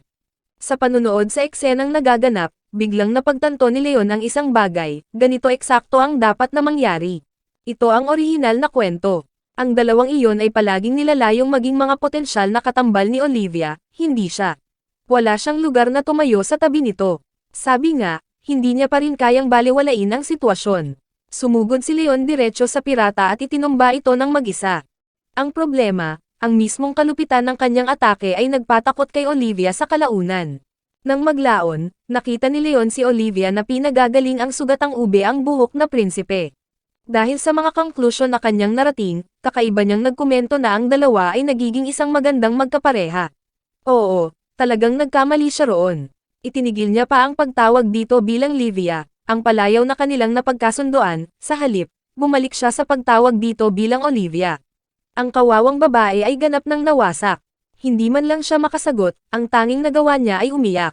Hindi sa kinasusuklaman niya ito, nilinaw niya iyon ng mabuti ng maglaon habang nakikipag-usap kay Lakshon matapos ang labanan. Ayaw niya lang makialam sa kwento muli. Sa pagtatapos ng araw, naniniwala pa rin siya na siya ay wala ng iba kundi isang background character lamang. Ang tanging magandang bagay ay natuklasan ni Lakshon ang ebidensya na nagpapatunay na ang nakadidiring maharlikang babae ang utak sa likod ng lahat ng nangyari. Eksakto noon, isang airship na may selyo ng pamilyang Redgrave ang dumating. Agad na inakala ni Leon na nagpadala si Angelica ng mga pampalakas. Pagkatapos nito, sadyang ibinigay ni Leon ang lahat ng kredito para sa pagtalo sa mga pirata sa mga prinsipe. Umaasa siya na muling isasaalang-alang ng kanilang mga pamilya ang pagtatakwil sa kanila. Bakit? Dahil naniniwala siya na sila ang magiging mga magpoprotekta kay Olivia mula ngayon. Nalaman din ni Angelica ang nangyari sa pagitan ni Leon at Olivia. Sa sandaling makita niya ito, sinampal niya ito sa mukha dahil sa pagpapaiyak kay Olivia. Ganap na nawasak ang puso ni Olivia, ang kanyang ekspresyon ay nagsabi ng higit pa sa magagawa ng mga salita kailanman. Maging si Angelica ay nagsimulang magtaka kung maaari pa bang bumalik silang tatlo sa paraan ng mga bagay-bagay noon. At isa pang bagay, bilang tanda ng pasasalamat, tumulong sina Brad at Greg na mag-ayos ng isa pang promosyon para sa maharlikang ranggo ni Leon.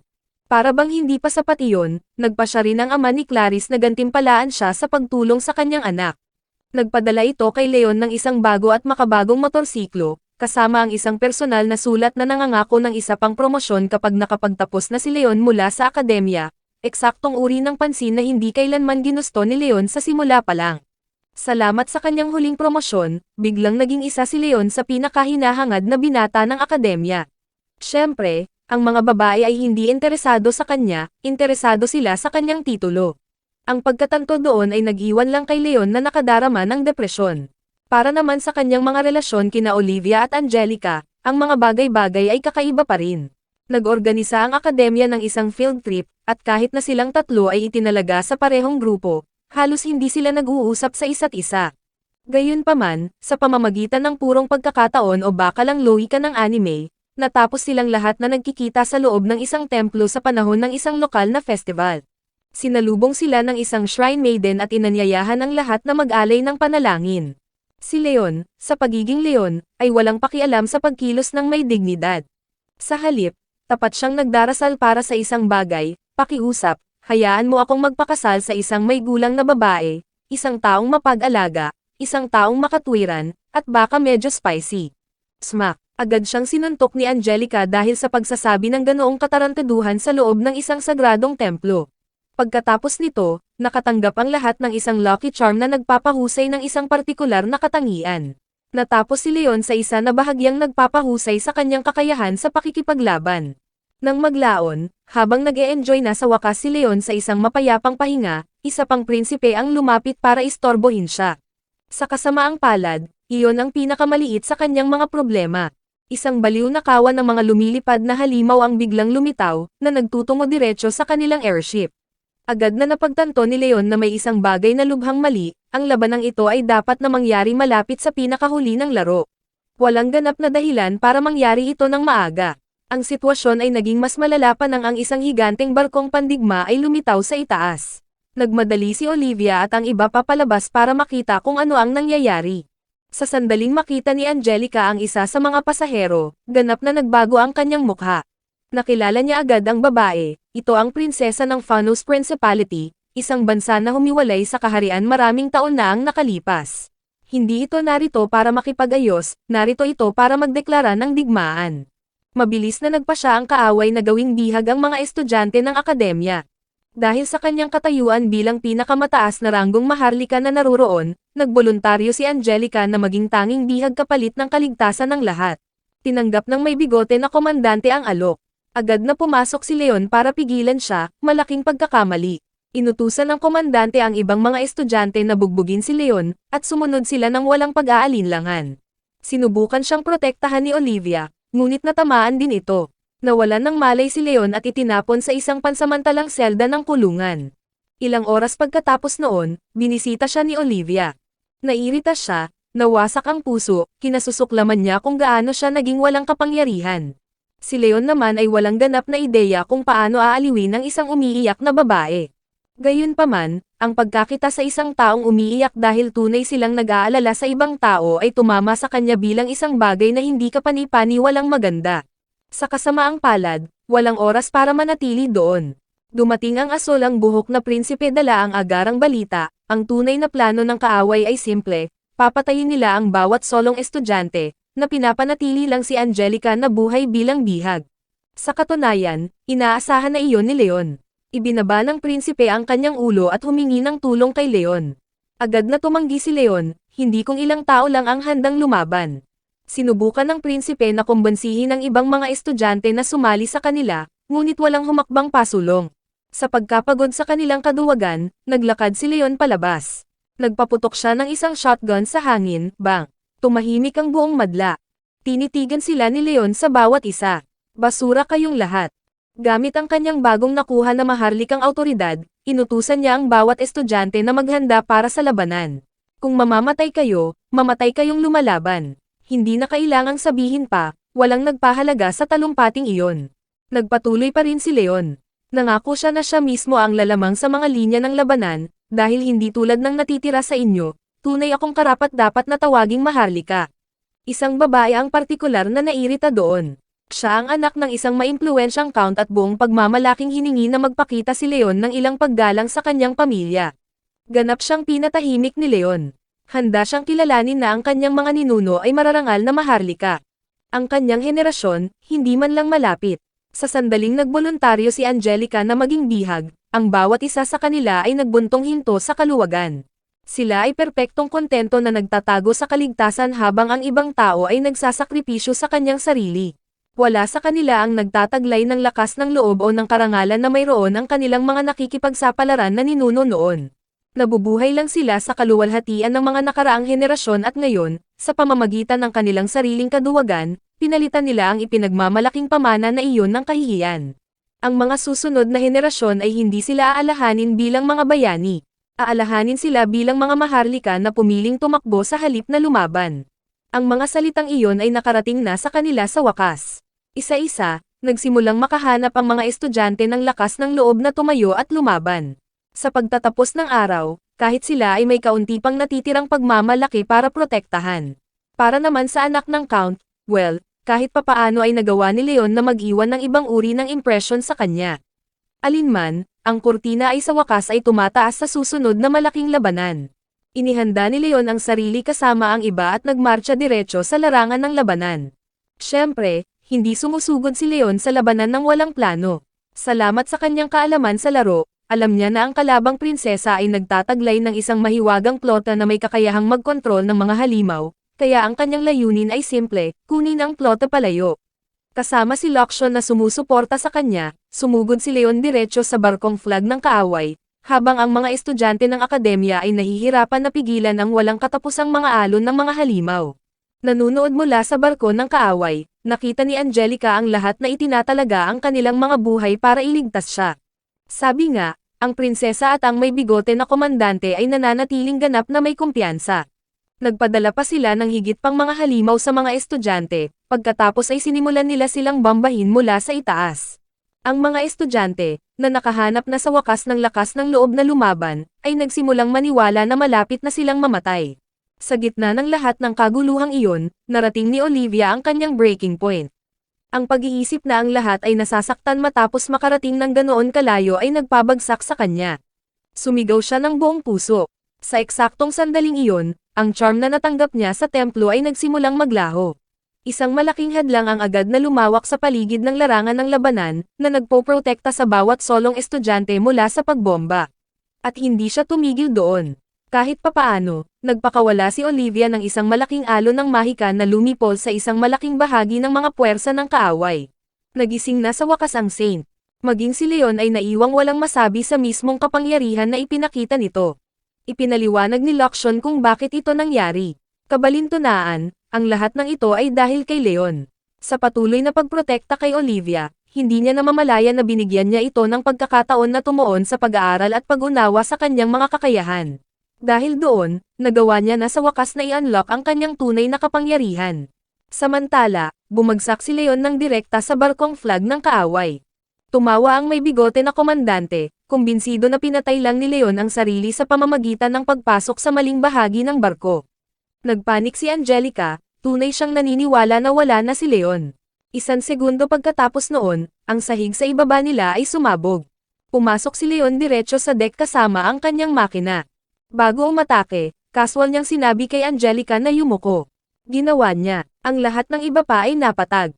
Kapag ang alikabok ay umayos na, tumalon si Leon palabas ng kanyang motor at pinatumba ang may bigote na komandante na walang malay sa isang solong suntok. Pagkatapos, humarap siya sa prinsesa. Sa pagkakataong ito, siya ang bihag. Agad na sinubukan ng prinsesa na linlangin si Leon, sayang naman at hindi ganoong kadaling lokohin ito. Habang nadidistract ito, tahimik na ninakaw ni Luxion ang kanyang mahiwagang plota. Matagumpay na iniwan ni Leon ang barkong flag. Huminto na sa wakas ang mga atake. Ang fleet ng kaaway ay nalaman na ang prinsesa ay nabihag. Sa kasamaang palad, ang dating may bigote na komandante ay walang pakialam. Gamit ang sistema ng komunikasyon, inanunsyo niya na ang prinsesa ay kusang nag-alay ng sakripisyo sa sarili para sa ikabubuti ng principality. Mas malala pa, ang prinsesa mismo ay sumang-ayon. Pinakawalan niya ang bawat halimaw na mayroon siya sa ilalim ng kanyang kontrol.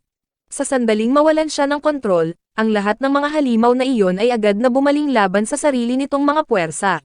Sa puntong ito, ganap nang naubos ni Olivia ang kanyang mahika.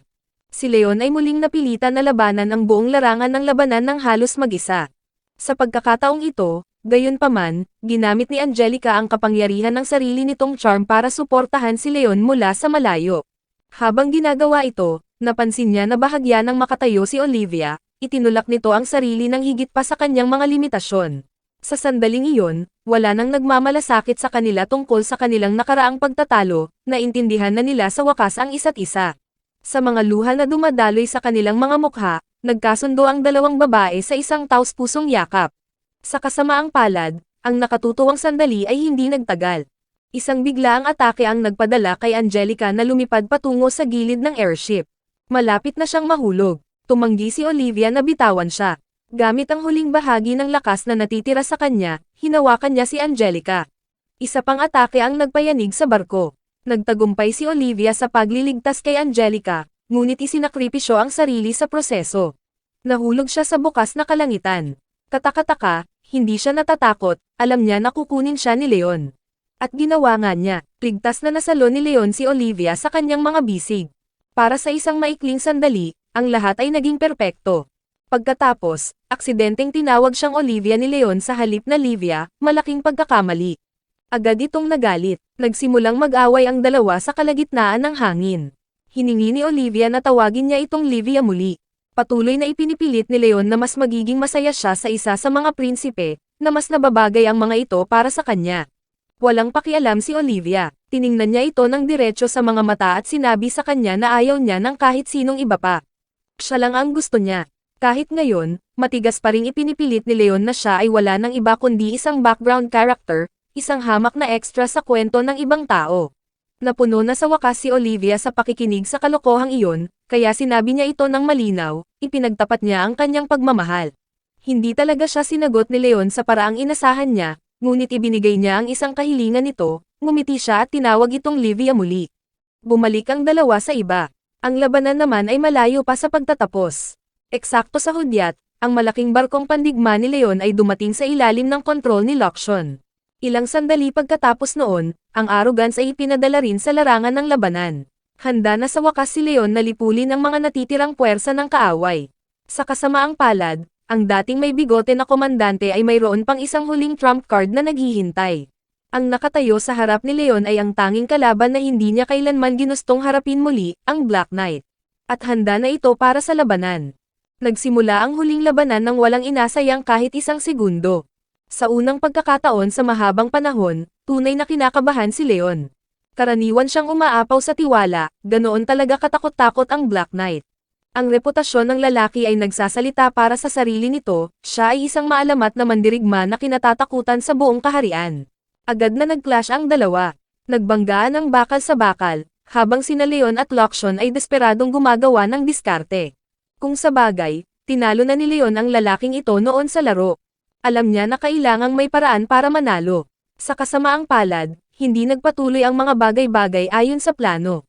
Laban sa lahat ng inaasahan, hiniwa ng Black Knight diretso sa Arrogance. Ang pagkakaiba ay hindi lang karanasan, may iba pang dahilan kung bakit nasa dihado si Leon. Sa buong kwentong ito, palagi siyang lumalaban na may isang layunin sa isip, talunin ang kanyang mga kalaban, hindi patayin sila. Ang Black Knight naman ay walang ganoong pag-aalinlangan. Ang labanan ay naging mas lalong pabor sa isa. Paulit-ulit na naitulak pabalik si Leon. Halata na ang Black Knight ang mas mahusay na swordsman. Ngunit kung may isang bagay na mayroon si Leon sa kanya, ito ay ang kanyang kakayahan na mag-isip sa mabilisang paraan. Nakaisip siya ng isang mapanganib na plano, hinayaan niyang maniwala ang Black Knight na nanalo na ito. Ang espada ng kaaway ay bumaon ng direkta sa Arrogance, para lang biglang sumabog si Leon palabas ng cockpit na may hawak na shotgun. Isang pagsabog pagkatapos noon, ang Black Knight ay napilitan din na lumabas sa sarili nitong armor.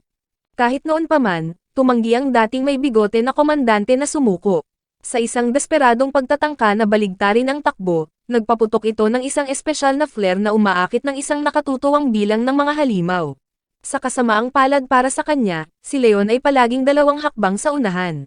Inilagay na ni Luxion ang kanilang barkong pandigma ng mataas sa itaas ng larangan ng labanan. Sa loob ng ilang segundo, ang ulan ng mga laser ay lumipol sa buong kawan ng halimaw. Sa pagkakita na ang lahat ay nawala na, matigas na hiniling ng Black Knight kay Leon na patayin siya. Hiningi nito na kunin ni Leon ang kanyang ulo. Nagkibit balikat lang si Leon. Hindi ko kailangan ng ulo ng isang matandang lalaki na may mga problema sa prostate.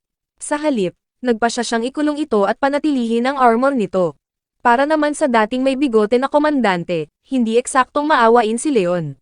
Matapos makinig sa kaawa-awang pagmamakaawa ng lalaki, kinumpis niya ang lahat ng nasa loob ng fleet ng kaaway, bawat huling bahagi nito. Sa wakas na natapos ang digmaan, ang natitira na lang ay ang pagkuha ng ilang karapat-dapat na pahinga. Nang bumalik si Leon sa kanyang silid, nakita niya sina Olivia at Angelica na mahimbing na natutulog sa loob. Pagkaraan ng ilang araw, iniulat ni Angelica ang lahat ng nangyari sa kanyang nakatatandang kapatid. Ang reaksyon nito, agad nitong sinimulan na hikayatin siyang pakasalan si Leon, o kahit papaano, itinanim nito ang ideya sa kanyang ulo. Kung sa bagay, patuloy lang si Leon sa pagkuha ng mga tagumpay at pag-akyat sa mga ranggo ng Maharlika. Hindi nagtagal, muling nagkita ang tatlong magkakaibigan. Sa pagkakataong ito, ang kanilang bono ay naging mas malakas kaysa dati. Ibinunyag din ni Leon na ibinigay niya ang kredito ng tagumpay sa Black Knight sa asolang buhok na prinsipe na lumaban kasama niya. Natural, ginawa niya lang ito para maiwasang umakit ng higit pang pansin sa sarili. Ang huling bagay na gusto ni Leon ay ang isa pang promosyon. Nakilala na rin sa wakas ni Olivia at Angelica si Luxion. Sa kanilang sorpresa, pareho silang nag-iisip na ang lumilipad na AI ay talagang kaibig-ibig. Samantala, si Marie at ang kanyang maliit na grupo ay nagwaldas ng isang nakababaliw na halimaw na pera sa pagpapatayo ng isang ganap na napakapangit na suit ng armor. Ang kanilang napakatalino na ideya, gamitin ito para talunin si Leon. Pinili pa nila si Greg bilang piloto nito. Sa pagkakataong ito, gayunpaman, talagang may intensyon si Leon na matalo. Sa puntong ito, wala na siyang pakialam sa kung ano ang iniisip ni Marie. Matapos ang lahat ng nangyari, napagtanto niya na sa wakas na walang sino man sa mga prinsipeng iyon ang karapat-dapat kay Olivia.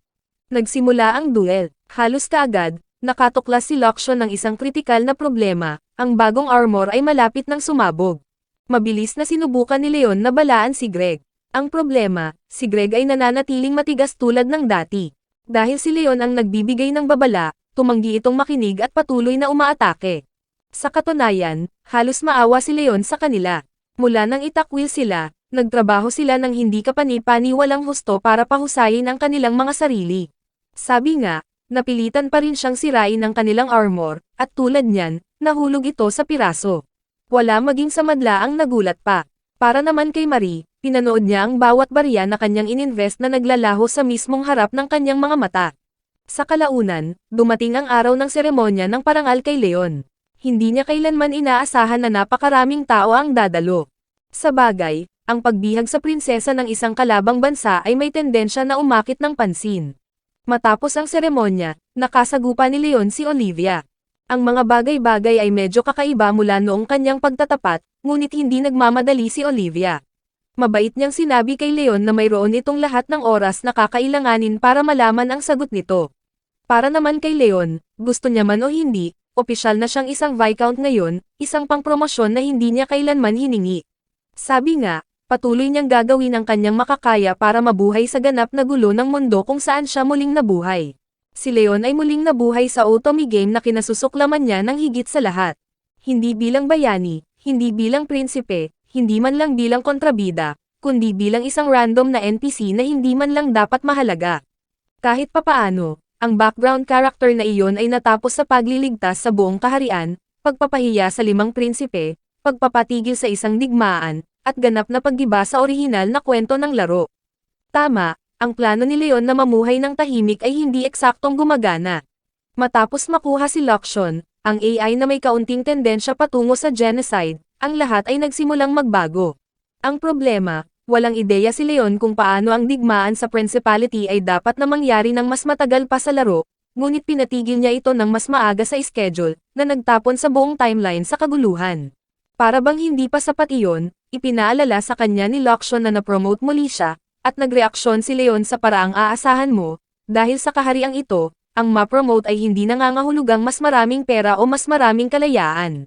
Nangangahulugan ito ng mas maraming gawaing papel, mas maraming responsibilidad, at mas maraming tao na nag-aasahan ng mga bagay mula sa kanya, eksaktong kung ano ang hindi niya kailanman ginusto. Kahit papaano ay naniniwala siya na ang pagpasa kay Prinsesa Fanos sa kaharian ay lumutas sa isa sa kanyang mga pinakamalaking problema, o ganoon ang inaasahan niya. Hindi ganoon ka-optimistiko si Luxion. Kung sa bagay, inilantad lang nila ang kapangyarihan na hindi man lang dapat umiiral sa erang ito. Walang nakakaalam kung paano tutugon ang principality ngayon. Kaya, natural na nagmungkahi si Luxion ng pinakamakatwirang solusyon na may isip, sirain ang sangkatauhan. Agad na pinatahimik ni Leon ang ideyang iyon bago pa man magsimula ang AI na magplano ng isa pang genocide, na nagpas siyang mag-alala sa literal na kahit anong iba pang bagay sa halip. Nang maglaon, binisita niya ang tahanan ng kanyang pamilya at napansin ang isang nakagugulat na bagay, ang lugar ay mukhang ganap na magkaiba. Ang pera na kanyang ipinadala pabalik ay tunay na nagbago sa bahay. Buong pagmamalaking ipinaliwanag ng kanyang ama na ang lahat ng ito ay salamat kay Leon at sa kanyang bagong titulo bilang isang ika-4 na ranggong mababang Viscount. Sa kasamaang palad, ang mapayapang muling pagsasama ng pamilya ay tumagal ng mga 12 segundo, dahil ang nakatatandang kapatid ni Leon ay agad na nagpasya na ito ang perpektong oras para asarin siya. Lumilitaw na ang mga chismis ay kumalat na sa buong akademya. Alam ng lahat na si Angelica, ang dating kontrabida na kahit papaano ay naging pinakamahusay na babae, ay nagkaroon ng malaking interes kay Leon.